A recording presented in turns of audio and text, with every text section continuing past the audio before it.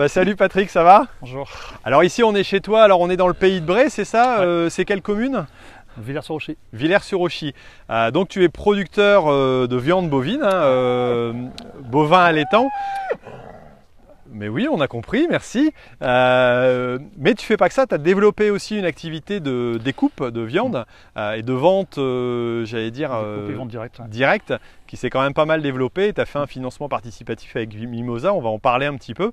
Et puis on va essayer de parler de cette diversification qui est intéressante. Toi, ça fait combien de temps que tu es installé en tant qu'agriculteur? Je suis installé en 97 sur un système extensif. Et puis donc l'activité vente directe, elle a commencé principalement en 2008 quand j'ai un troupeau de Highland qui est arrivé.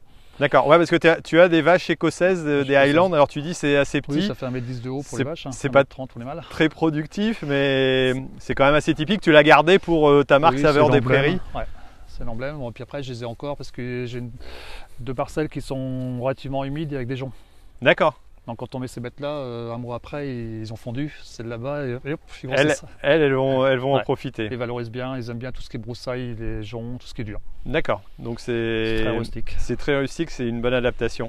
Bon, ok, bon, on va aller voir un petit peu, on va aller à la ferme et puis tu m'expliqueras un petit peu ton développement et puis l'activité un peu, comment elle s'est développée depuis. Alors ici on est arrivé sur le corps de ferme. Explique-nous un petit peu l'exploitation, comment elle se structure alors au niveau de l'élevage en particulier, parce que c'est plus basé sur l'élevage, on va le dire, oui, au niveau de la production agricole, quoi. En fait, sur 98 hectares qu'il y a, donc sur deux sites, ouais, qui est à 17 km d'ici, c'est l'exploitation que mes parents avaient avant. Ici, donc, on est sur 55 hectares, tout en pâture. Tout en prairie, d'accord. On est passé en conversion bio au mois de mai il y a un an. D'accord. Donc on est en deuxième année. Sur l'élevage bovin. Donc en système de pâturage tournant. Pâturage tournant. Donc en fait, sur le corps de ferme, là, il y a le bâtiment Sabiation qui est ici.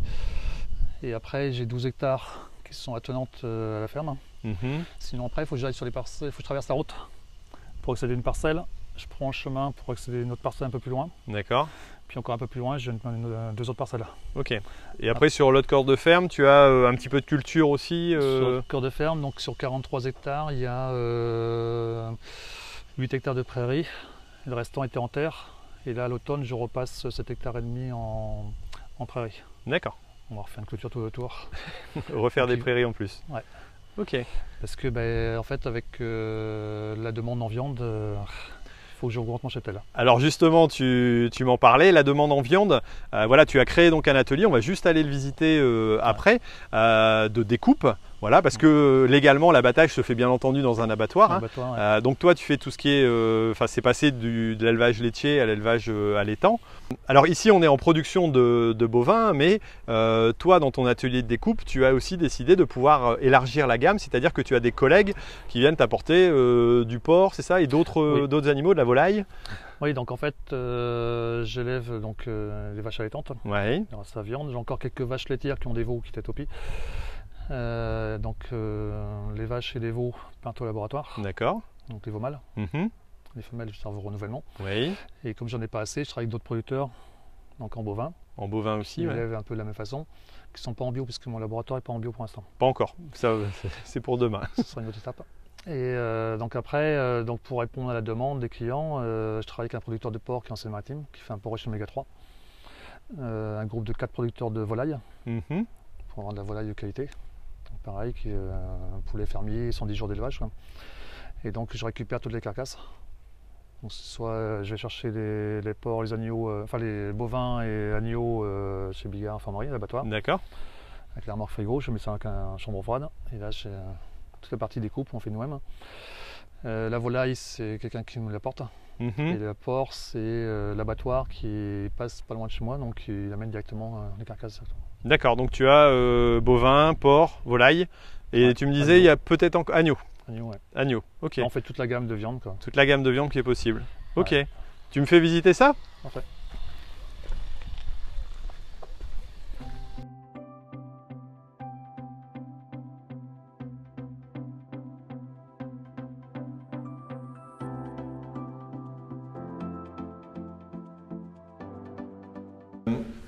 Alors après avoir vu un peu la visite de l'exploitation ou l'explication de l'historique de l'exploitation, ici on est dans la partie atelier donc de transformation, de découpe. Comment ça a commencé ce type de production, cette diversification? Il y a un peu une longue histoire, mais bon, on ne va pas rentrer dans le détail de ce qui s'est passé il y a plus de 10 ans. Je dirais qu'on a, suite à des grosses difficultés financières, on a tout relancé en 2012, quand j'ai connu la ruche qui dit oui. Et donc j'ai commencé par quelques ruches, et puis quand on a fait de la qualité, on nous a demandé à plein d'endroits. Aujourd'hui, on fait quand même pas mal de ruches. J'ai démarré en 2012 avec 0 salarié, aujourd'hui ils sont à 7. Et puis je pense qu'on va encore évoluer dans les 2-3 ans à venir, on va encore faire plus. Parce que il y a une grosse demande là, il y a une grosse demande.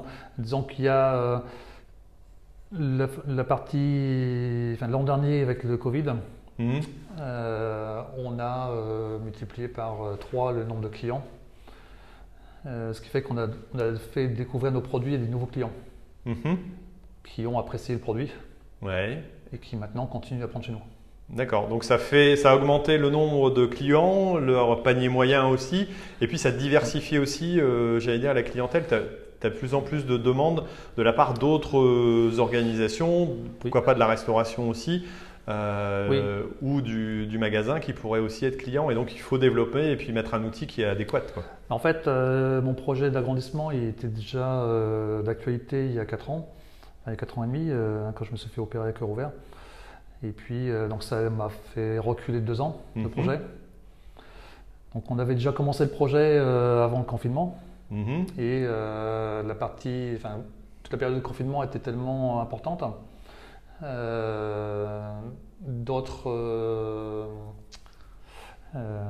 Des maraîchers ont connu nos produits et ont voulu développer des vitrines avec notre viande. Donc maintenant tu as un système aussi qui se développe, qui fait que toi tu as une certaine catégorie de production, il y a d'autres éleveurs, d'autres producteurs qui te mettent à disposition de la viande et que tu peux transformer, tu as augmenté la gamme et maintenant tu peux offrir aussi à des producteurs qui eux vendent des légumes, des produits de viande tout à fait, j'allais dire dans des conditions tout à fait adéquates, quoi. Oui, disons que c'est un ensemble de choses. C'est-à-dire que le projet il y a 4 ans, on restait sur la vente directe.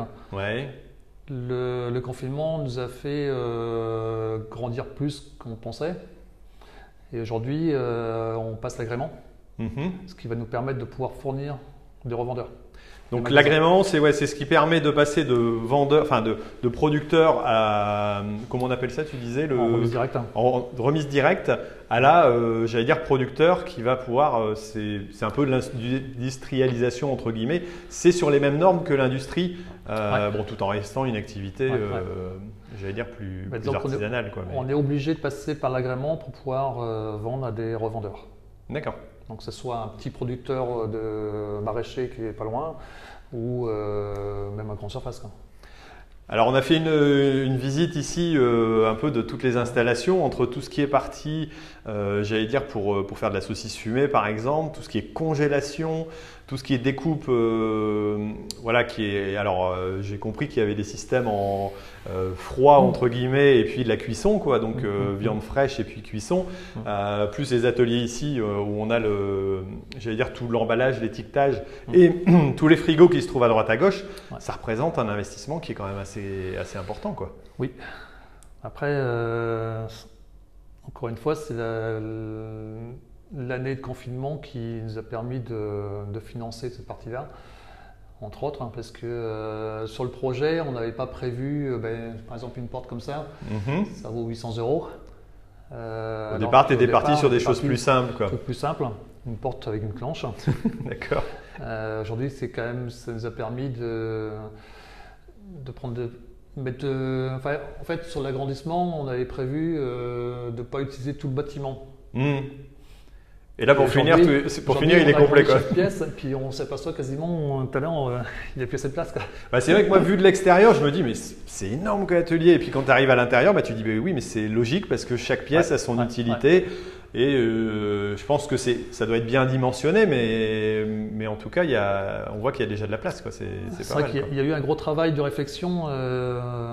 Quelle dimension il faut mettre, parce qu'une fois que les cloisons sont mises, on ne peut plus les changer de place. Ouais, puis tu as une logique de fonctionnement qui fait que tu dois être aussi, j'allais te dire, le plus adéquat possible. Il faut penser à tout ça. Et c'est vrai qu'il faut penser aussi à ne pas avoir besoin de le changer ou de modifier trop de choses dans les 3 ans, 5 ans à venir. Faut pas tout le temps refaire les travaux, sinon on ne s'en sort pas. Sinon ça va être compliqué. Et aujourd'hui, on a un outil, un certain nombre de machines qui nous permettent de faire du volume, de standardiser le produit. Donc, on n'est pas sur l'industriel, mais ne serait-ce que le poussoir, portionneur, torsadeur, il permet d'avoir des saucisses qui font toujours le même poids. Oui, ça c'est pour faire les saucisses, parce que j'ai compris. Ouais. Poussoir, torsadeur, voilà. Ouais. Mais c'est toute une technique, tout un ensemble. Et quelque part, avec des produits de qualité à l'origine, des produits fermiers de qualité, il faut aussi que tu arrives à avoir une qualité de sanitaire qui est, j'allais dire, au top. Et c'est pour ça que cet atelier-là, il est quelque part indispensable, quoi. Ouais. On est obligé de passer. En fait, on a les mêmes normes qu'un industriel. Ok. Que ce soit traçabilité, donc tout va être fait sur informatique. Donc on rentre tous les produits qui rentrent, que ce soit les ingrédients, que ce soit la viande, tout ça. Tout est enregistré. Dès qu'on fait une fabrication, tout est marqué. Donc on sait quel sel on a utilisé pour faire des chipots, des merguez, etc. Et le but, c'est la démarche que j'ai faite déjà depuis 1 an et demi. C'est de ne plus utiliser de produits tout faits pour faire les chipots, les merguez, etc. Mais d'aller vers des produits naturels. Produits naturels de qualité, ce qui est une demande aussi de ta clientèle, j'imagine. Ouais. Okay. Ça correspond, voilà, on essaie de boucler la boucle. Ok, d'avoir un produit sain dans tous les sens et bien conservé aussi, mais aussi en fonction de la demande du consommateur. Maintenant, j'aimerais bien qu'on ressorte un petit peu et puis que tu m'expliques au niveau financement comment ça s'est passé, voilà, pour voir un peu le modèle aussi qui t'a permis de faire aussi cet atelier comme tu le voulais et puis à la dimension en fonction de tes besoins. Alors ici, ça représente un investissement qui est quand même assez important. C'est quel montant? Ça représente à peu près combien? En fait, on est à plus de 250 000 €. D'accord. Donc c'est quand même un bel investissement. C'est un gros investissement. En fait, j'ai la chance d'avoir du personnel qui peut être quasiment autonome. D'accord. Sur le laboratoire. Moi, ça me permet de pouvoir faire les travaux parce qu'on a fait faire la dalle de béton. Ouais. On a fait faire une charpente spéciale pour qu'elle puisse s'adapter aux dimensions que j'ai besoin là. Et puis ensuite, on a fait tout nous-mêmes. Ouais, le reste, c'est quasiment de l'autoconstruction. Donc, toi, tu touches beaucoup. Donc, les panneaux, ils sont arrivés en panneaux. Ouais, classique, sandwich. Et c'est toi. 12 tonnes de panneaux. L'électricité, tu l'as fait? J'ai fait l'électricité, j'ai fait la plomberie. Pour autant, à ce que j'ai pu voir, ça a l'air bien fait. Donc, tu es quand même assez bien. Assez bien là-dessus. Mais cet investissement-là, quelque part, c'est quand même important. Alors, ça a été en partie autofinancé. Tu disais, c'est vrai qu'avec le Covid, ça t'a permis aussi de faire un gros apport. Mais tu as fait aussi un financement avec un investissement participatif, financement participatif, donc avec Mimosa. Alors, ce système-là, pour toi, ça te permet quoi? Ça t'a permis de compléter un petit peu et d'améliorer encore la qualité de l'investissement que tu as fait? Oui, parce que Mimosa, j'ai demandé 70 000 €. D'accord. Donc sur 4 ans, ça m'a permis que tu as réussi à avoir? Oui. Ok. Ouais. Qui m'a permis de pouvoir investir dans des machines que je n'aurais pas pu acheter autrement. Ok. C'est-à-dire que ça fait partie d'un ensemble. Disons que, comme on a vu tout à l'heure, le prix d'une machine, le prix d'une porte. C'est costaud, ouais. Donc, j'ai fait des choix. En fait, le fait d'avoir 70 000 de plus, ça m'a permis de faire plus de choses. Ouais. Meilleure qualité, peut-être avec des meilleurs matériaux, des produits plus. Des machines peut-être plus adaptées et qui vont te faire un rendement meilleur, une qualité meilleure pour l'avenir. En fait, j'aurais peut-être pas acheté la sous-videuse que j'ai actuellement. Ouais. J'en avais une qui marchait pas trop mal, déjà en double barre. Là, je suis passé à celle qui fait le double de rendement, en fait, puisque d'accord. Double cloche. Ça permet de gagner du temps, parce que sinon l'autre, il fallait attendre. Et puis, donc plus de rentabilité. Enfin, derrière, dès qu'on gagne du temps, on fait plus de rentabilité. Ouais, d'accord. Après, ça m'a permis d'acheter quelque chose qui m'intéressait, c'était la hardenneuse par exemple. même si je l'ai eu d'occasion, c'est quelque chose que j'aurais jamais pu financer autrement. Parce que c'est pas que c'est pas rentable, mais c'est à plus long terme et c'est pas tout à fait la même chose, quoi. C'est pas quelque chose qui va être utilisé tous les jours. 2 fois par semaine, oui, parce qu'il faut faire des randons 2 fois par semaine. Ça va me permettre aussi dans un prochain temps de faire des plats cuisinés. D'accord. Parce qu'il y a encore des projets là derrière, j'ai l'impression. Enfin, oui. Tu me disais tout à l'heure, voilà, maintenant avec aussi l'agrément, tu vas pouvoir éventuellement faire atelier de découpe aussi pour d'autres personnes en prestation de service. Oui. Tu as créé vraiment un outil qui va permettre, même au niveau régional ou tout au moins local, de permettre à d'autres producteurs, d'autres agriculteurs de pouvoir aussi développer aussi leur activité, quoi. Donc c'est quand même dans le bon sens, enfin, c'est dans le bon sens, quoi. Ben, ça va dans le sens pour le client, et puis moi ça fait, quand j'ai démarré la ruche, j'étais tout seul pour livrer mes produits. Ouais. J'ai mis en place du covoiturage, c'est-à-dire j'ai grosso modo 8 producteurs qui amènent leurs produits, que ce soit aussi bien des produits laitiers, des yaourts, quelqu'un qui fait les fromages, quelqu'un qui fait des pommes, des poires, un boulanger, j'ai un dépôt de lessive. Donc soit ils amènent ici, soit je passe chez le boulanger, je complète mon camion. De là, on va sur Paris, parce qu'on va beaucoup sur la Paris, région parisienne. Et à Paris, sur Paris, on va se retrouver avec d'autres véhicules. Et là, on se refait des échanges. D'accord. Ce qui fait que je peux partir. Donc il y a toute une organisation qui se fait grâce à ça. Et puis, quelque part, l'atelier pour toi, ça va permettre aussi à d'autres producteurs d'avoir d'autres productions, d'aller fournir d'autres marchés, d'avoir une gamme plus complète et puis d'avoir un cercle vertueux dans ce sens-là, quoi. J'ai toujours été à vouloir faire quelque chose à plusieurs, quoi. D'accord. Tout seul, c'est bien, mais bon, à un moment, on s'ennuie. Ça correspond un petit peu à la mentalité Mimosa aussi, de quelque part, de dire ce financement-là, c'est aussi des personnes qui avaient envie de contribuer à un développement d'une agriculture voilà, qui correspond à leurs attentes. Et puis, et toi, justement, d'avoir un retour par rapport à ça. Tu as trouvé cette démarche intéressante et ça t'a permis d'avancer. Alors, comment tu l'as géré, toi ? En fait, ça s'est fait en 2 étapes. J'avais fait un peu de recherche et puis j'avais contacté, j'avais pas donné suite.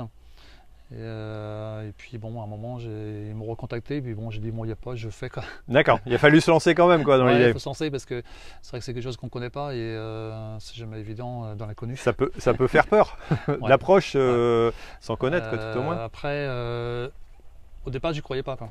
D'accord. Je me suis dit, bon, c'est du temps passé pour peut-être rien avoir.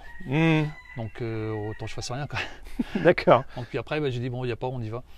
Tu as tenté et puis tu as réussi à obtenir le montant que tu avais mis, demandé. Et puis, ok. Alors, on va reparler peut-être d'un peu plus de détails, mais dans une autre vidéo un peu plus technique qu'on va nous reprendre ici juste après. Si vous avez été intéressé aussi par la vidéo, bah voilà, n'hésitez pas à mettre un commentaire. N'hésitez pas à nous dire aussi les questions que vous avez. On pourra peut-être essayer d'y répondre. Et puis, voilà, toi, ce que tu dirais à quelqu'un qui a un doute, c'est quoi? C'est essaye ou renseigne-toi? C'est quelque chose à essayer de faire, quoi. Bah, disons que j'ai toujours eu quelqu'un en contact. C'est pas comme si on appelle et puis on n'a personne au bout. D'accord. Là, t'as un accompagnement, quoi. Un interlocuteur au bout qui m'a suivi, qui a écouté mon projet, mes difficultés que j'avais eues avant, parce que j'ai pas voulu le cacher. Et puis qui m'a aidé à monter le dossier, quoi. Ok. Donc c'est vrai qu'on a un bon accompagnement. Tu as eu un bon accompagnement là-dessus.